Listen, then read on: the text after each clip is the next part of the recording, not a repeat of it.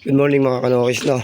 So ngayong araw is check natin yung aking siso dito na SBR.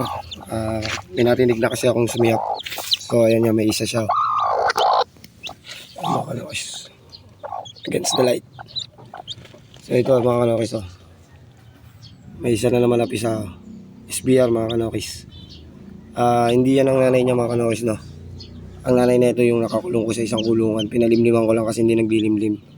So may papisa na tayo isang SBR. Sa mga kanokis, oh. Itim. Si itim yung nanay na ito. Tapos hintayin natin mga kanokis yung iba. Medyo may basag na rin yung iba eh. Puro SBR to mga kanokis, ah. Yan mga SBR. Natin bulagbugin baka hindi niya pisain. So ayan, meron tayong isa mga kanokis. Ang nanay niyan is ito mga kanokis, no? Ito yung nanay niyan na SBR. Ayan. Hindi kasi yan naglilimlim.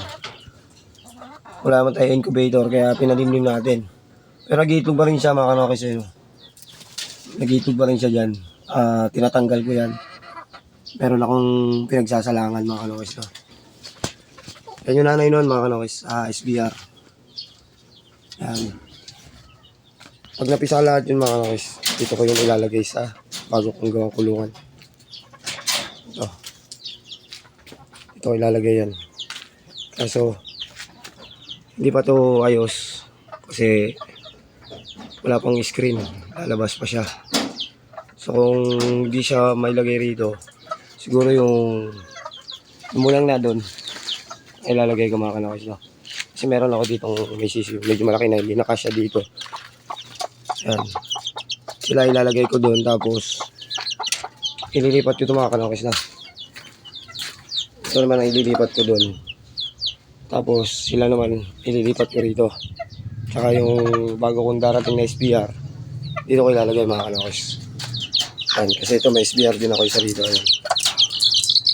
Mga kanokis, SBR. So may kapatid na siya.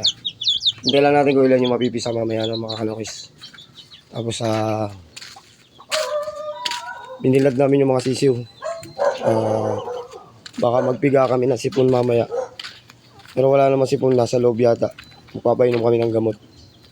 Binilad muna namin sila para lumabas yung sipon nilang dinatago.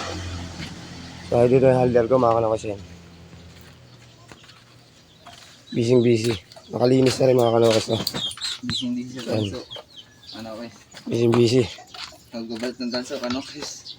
Busy yung ating handler. Ang biling gamot. So ayan.